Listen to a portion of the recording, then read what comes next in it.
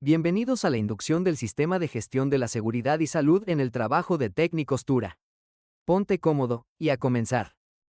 Contenido. 1. Normativa. 2. ¿Qué es el Sistema de Gestión de la Seguridad y Salud en el Trabajo? 3. Política y objetivos. 4. Responsabilidades. 5. A, R, L. 6. Conceptos clave. 7. Reportes. 8. Riesgos. 9. Plan de emergencias. El Sistema de Gestión de la Seguridad y Salud en el Trabajo está regido bajo dos normas importantes. 1. El Decreto Único Reglamentario del Sector Trabajo, DUR. Ley 1072 del 2015, en donde se encuentra todo el compendio de normas de trabajo, y en el capítulo 6 está determinado todo lo relacionado con el SGSST. 2. La Resolución 0312 del 2019, en donde dividieron a las empresas por sector económico y número de trabajadores. Sistemas de gestión de la seguridad y salud en el trabajo. La seguridad y salud en el trabajo, SST, es la disciplina que trata la prevención de las lesiones y enfermedades causadas por las condiciones de trabajo y de la protección y promoción de la salud de los trabajadores. Según la Ley 1562 de 2012, el Sistema de Gestión de Seguridad y Salud en el Trabajo, SGSST, busca con la participación de varias disciplinas y con el compromiso activo de todos los niveles de la organización, optimizar las condiciones de trabajo y de salud de la población trabajadora, mediante acciones coordinadas de promoción de estilos de trabajo y vidas saludables, la prevención y el control de los factores de riesgos, de manera que faciliten el bienestar de la comunidad laboral y la eficiencia del ministerio. Así como también el SGSST busca garantizar que en el lugar de trabajo todos y cada uno de los operarios tengan el conocimiento necesario para realizar las labores. Además, que cuenten con el equipo adecuado para que haya una práctica segura y que en el imprevisto de algún accidente se cuente con lo mínimo para ser atendidos oportunamente, desde la capacitación como contar con los elementos necesarios. El Sistema de Gestión de Seguridad y Salud en el Trabajo, SGSST, debe ser implementado por todos los empleadores, que consiste en el desarrollo de un proceso lógico y por etapas basado en la mejora continua, lo cual incluye la política, la organización, la planificación, la aplicación, la evaluación, la auditoría y las acciones de mejora con el objetivo de anticipar, reconocer, evaluar y controlar los riesgos que pueden afectar la seguridad y la salud en los espacios laborales. El sistema de gestión aplica a todos los empleados públicos y privados, los trabajadores dependientes e independientes, los trabajadores cooperados, los trabajadores en misión, los contratantes de personal bajo modalidad de contrato civil, comercial o administrativo, las organizaciones de economía solidaria y del sector cooperativo, las empresas de servicios temporales, las agremiaciones u asociaciones que afilian trabajadores independientes. La empresa se compromete con la asignación de los recursos para la implementación del sistema de gestión de la seguridad y salud en el trabajo, la identificación de los riesgos y la implementación de medidas de prevención y control, la prevención y control de accidentes de trabajo o enfermedades laborales, el fortalecimiento del conocimiento en seguridad y salud en el trabajo mediante un programa de capacitación, y el cumplimiento de la normativa vigente en seguridad y salud en el trabajo. Y de la misma manera se plantea los siguientes objetivos: diseñar e implementar un sistema de gestión de la seguridad y salud en el trabajo, implementar medidas de control frente a los peligros identificados, prevenir y controlar la ocurrencia de incidentes, accidentes o enfermedades laborales, ejecutar el cronograma de capacitación de SST, crear plan de emergencias, y dar cumplimiento a la normativa vigente aplicable a seguridad y salud en el trabajo. Nuestra ARL es Seguros Bolívar. El COPAST y Comité de Convivencia. El COPAST es el comité responsable de promover y verificar las normas de seguridad y salud en el trabajo dentro de la empresa. Este comité se integra por 2 personas de la empresa, posee unas características principales que lo diferencian de otros comités. Fue creado en la Resolución 2013 de 1986, que establece que tanto las empresas públicas o privadas conformadas por 10 o más trabajadores deben conformar el comité. Además, este comité es participante activo en la creación, diseño, planeación y aplicación del programa de salud ocupacional de la organización. Los delegados cuentan con 4 horas semanales para el desarrollo de las actividades del COPAST y cuentan con capacitación constante para el cumplimiento de sus funciones. Para su desarrollo efectivo, desempeñan unos roles fundamentales en las organizaciones. El empleado selecciona a 2 representantes de parte de la empresa. En cuanto a los representantes de los empleados, son 2 personas elegidas de manera libre, quienes deben ser empleados con contrato directo con la empresa. El tiempo de participación en el comité es de 2 años. Cuando una empresa cuenta con menos de 10 trabajadores, se selecciona un vigía en seguridad y salud en el trabajo.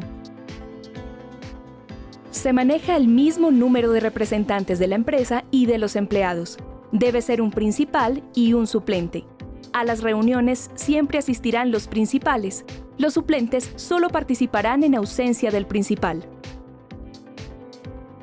El presidente del comité es elegido de manera anual por el empleador y cuando se encuentre todo el comité eligen el secretario, quien estará en ese cargo hasta una nueva elección. El segundo comité que aprenderemos hoy es el comité de convivencia. Este comité también tiene como finalidad la protección del trabajador. Por este motivo, busca mejorar las condiciones laborales y protegerlos de los riesgos psicosociales que puedan afectar su labor.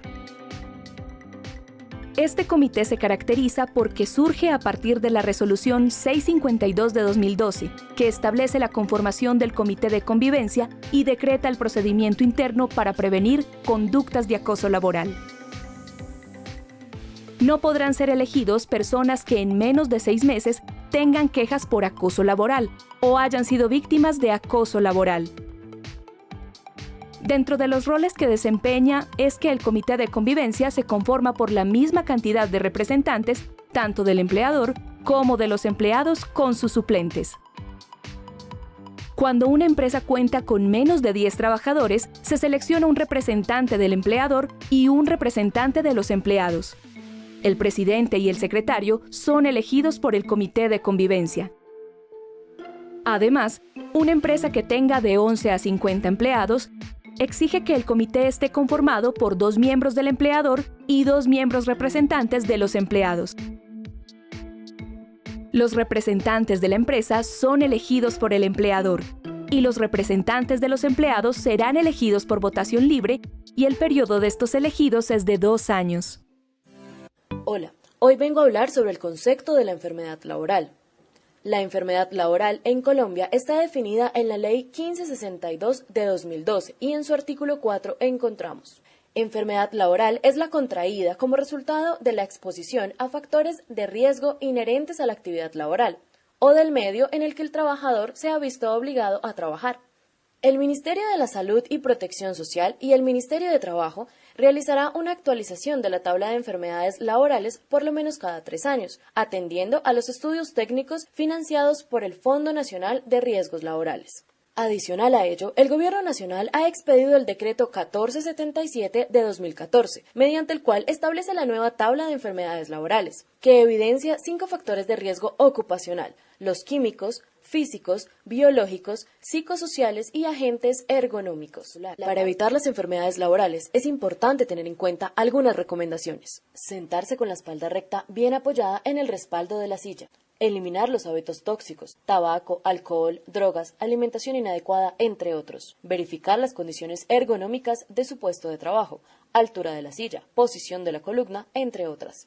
Participar en los programas de prevención y sensibilización que adelantan las empresas. Realizar pausas activas. Cada 2 horas es útil detener el trabajo 10 minutos para relajarse tanto física como psíquicamente. Realizar ejercicios de estiramiento, caminar y pensar en otra cosa. Levantarse del puesto de trabajo cada 2 horas, en aquellos puestos en que se pueda realizar sin alterar el ritmo de producción. Estas son algunas de las cosas que podemos hacer para evitar que se presenten enfermedades laborales.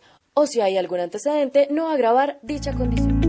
¿Sabes qué es un accidente de trabajo? En Colombia se considera como accidente laboral todo suceso repentino que se produzca por causa o en ocasión del trabajo y que provoque lesiones orgánicas, perturbaciones funcionales o psiquiátricas, así como la invalidez o la muerte de la persona involucrada. ¿Pero en qué momento se considera un accidente laboral?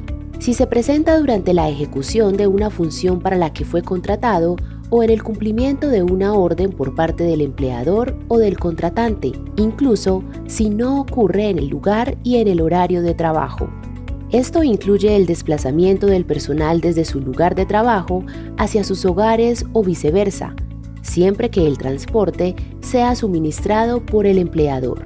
Además, se considera como un accidente laboral si el siniestro se presenta mientras la persona está realizando tareas relacionadas con el sindicato, incluso si se encuentra en un periodo de permiso. También, si ocurre durante actividades recreativas, deportivas y culturales, ya sea en representación del empleador o en un evento de la organización. ¿Sabes qué es un incidente laboral? Es un evento relacionado con el trabajo que tiene el potencial de generar un accidente laboral. En el fútbol hay dos grandes componentes o factores, el humano y el externo. El componente o factor humano serían los jugadores de fútbol y el componente externo o el factor externo serían la cancha, el balón, los arcos, el terreno, las luces, la demarcación, etc.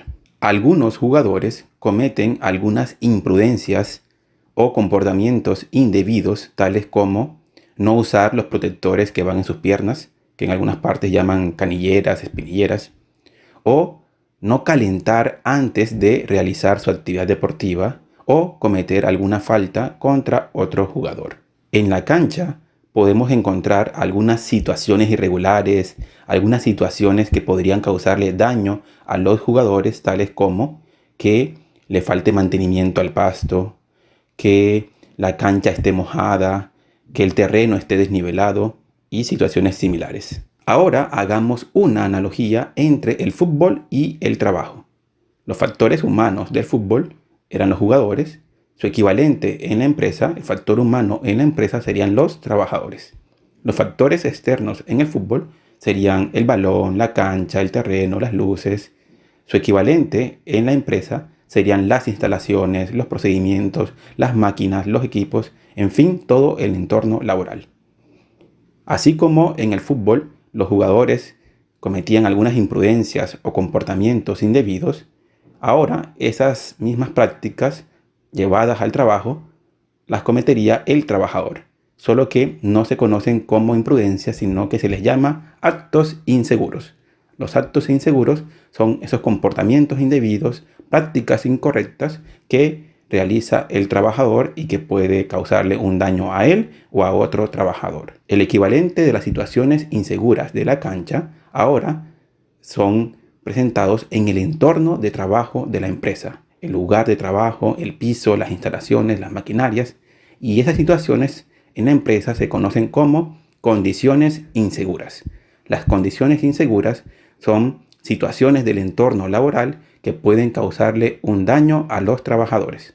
Así como el jugador de fútbol cometía la imprudencia de no colocarse los protectores en sus piernas, hay trabajadores que realizan actos inseguros como no usar sus equipos de protección personal. O así como el jugador cometía una falta a otro jugador, en el caso de la empresa, tal vez un trabajador podría cometer el acto inseguro de hacer una broma pesada que podría causarle un daño a otro trabajador. Así como en la cancha veíamos una situación irregular como que la cancha estuviera mojada, su equivalente en la empresa sería una condición insegura porque el piso está mojado. O en la cancha le faltaba mantenimiento al pasto.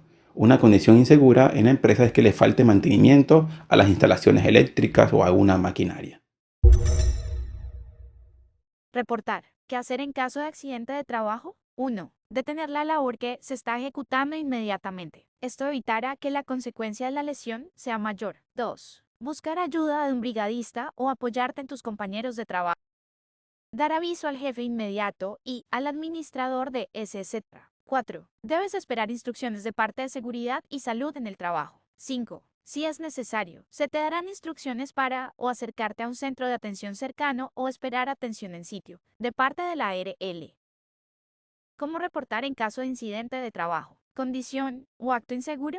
1. Ingresar al formulario de reportes en caso de incidente de trabajo, condición o acto inseguro. Este se encuentra en los QR en las oficinas. 2. Diligenciarlo completamente con los datos solicitados. Para la condición insegura es necesario presentar evidencia. Foto. 3. Esperar a que el área de SST se comunique para ejecutar acciones de mejora. Todas las actividades que realizamos están asociadas a peligros, los cuales debemos aprender a identificar para controlar su nivel de riesgo y, por ende, el daño que podrían ocasionarnos. Entonces conozcamos qué es un peligro. Peligro es la propiedad o característica intrínseca de algo capaz de ocasionar daños a las personas, equipos, procesos y ambiente. ¿Y qué es el riesgo? Riesgo es la probabilidad de que el peligro se materialice en unas determinadas condiciones y sea generador de daños a las personas, equipos y ambiente. Veamos algunos ejemplos. El peligro es el trabajo en altura. El riesgo es una caída a desnivel. Peligro, equipo energizado. Riesgo, contacto con energía eléctrica. Peligro, manipulación de insumos químicos. Riesgo, daños al ecosistema. Todo peligro está asociado al menos a un riesgo. Por lo tanto, debemos identificar los peligros y evaluar los riesgos asociados a nuestras actividades. ¿Qué podría suceder si en mi puesto de trabajo no identifico los peligros y no controlo sus riesgos? Podría sufrir un accidente. Este accidente, de acuerdo a su nivel de riesgo, podría ser leve, incapacitante o mortal. Entonces, es importante, una vez identificados todos los peligros, conocer y evaluar el nivel de riesgo de cada uno de ellos. ¿Cómo actuar en caso de emergencia? Bienvenido. ¿Sabe cómo actuar ante una emergencia? ¿Cómo hace frente a las situaciones de peligro? Ante una situación imprevista es necesario responder rápidamente. Ahora le vamos a dar las pautas de cómo hacerlo. Comencemos. ¿A qué nos referimos cuando hablamos de una emergencia? Una emergencia es un evento o situación imprevista que requiere de una atención inmediata por personal cualificado, ya que puede afectar la integridad y salud de una persona o la continuidad de las operaciones de forma prolongada. Una emergencia es cuando está involucrada la integridad de una persona y su vida, daño al medio ambiente y daños materiales que afecten gravemente la operación de los campos. Existen distintos tipos de emergencias, como pueden ser las emergencias médicas, incendios, desastres naturales como sismos, tsunamis, inundaciones, etc. ¿Qué es un sismo? Los sismos son perturbaciones súbitas en el interior de la Tierra que dan origen a vibraciones o movimientos del suelo. La causa principal de la mayoría de los sismos, grandes y pequeños, es la ruptura y fracturamiento de las rocas que se encuentran en las capas más exteriores de la Tierra. Cuando sucede un sismo, es necesario evacuar a las personas. Pero, ¿qué es la evacuación? La evacuación es un conjunto de procedimientos y acciones que las personas amenazadas por un peligro ejecutan para proteger su vida e integridad física, mediante su desplazamiento hasta lugares de menor riesgo. El desplazamiento de las personas en peligro hasta un sitio seguro se lleva a cabo siguiendo las estrategias descritas en el plan de evacuación, y que son conocidas por toda la organización. Las fases del proceso de evacuación son 5. La primera es la de detección. Se refiere al tiempo transcurrido desde que se origina el peligro hasta que alguien lo reconoce. Después está la fase de alarma. Corresponde al tiempo transcurrido desde que se detecta el peligro hasta que se toma la decisión de activar el sistema de alarma y evacuar.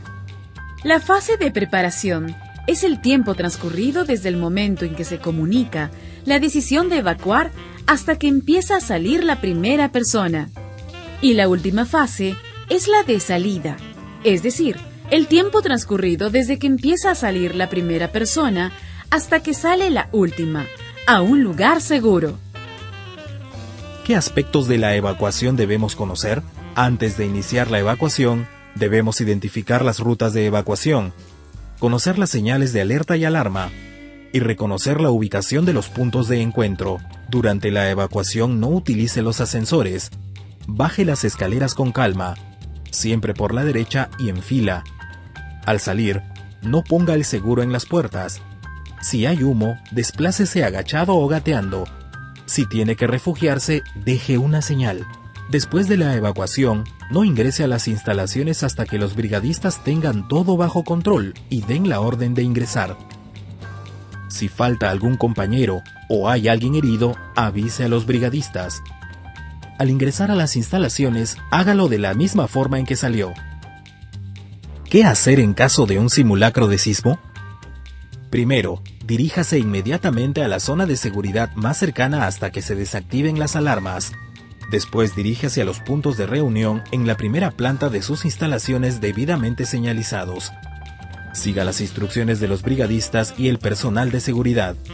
Cuando evacúe, hágalo con calma, de manera ordenada, y evite estar usando sus teléfonos y smartphones.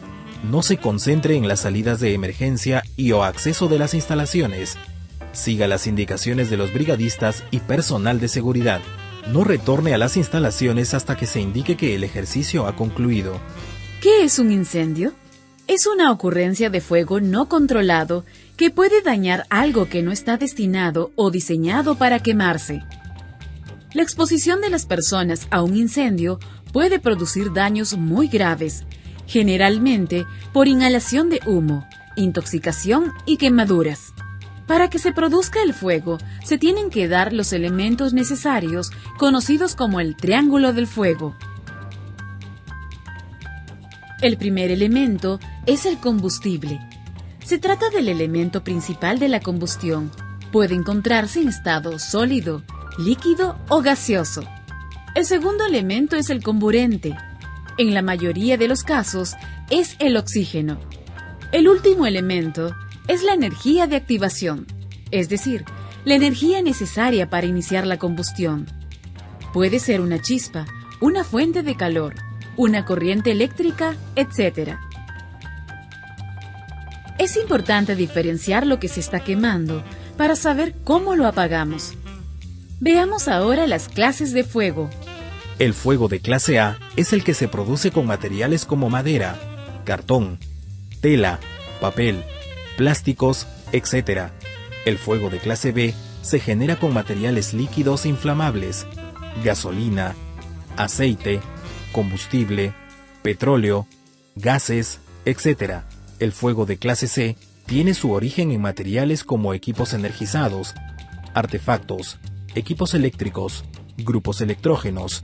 El fuego de clase D se refiere a combustibles y metales como el aluminio, el magnesio, el titanio, el sodio, el circonio, el potasio y el litio.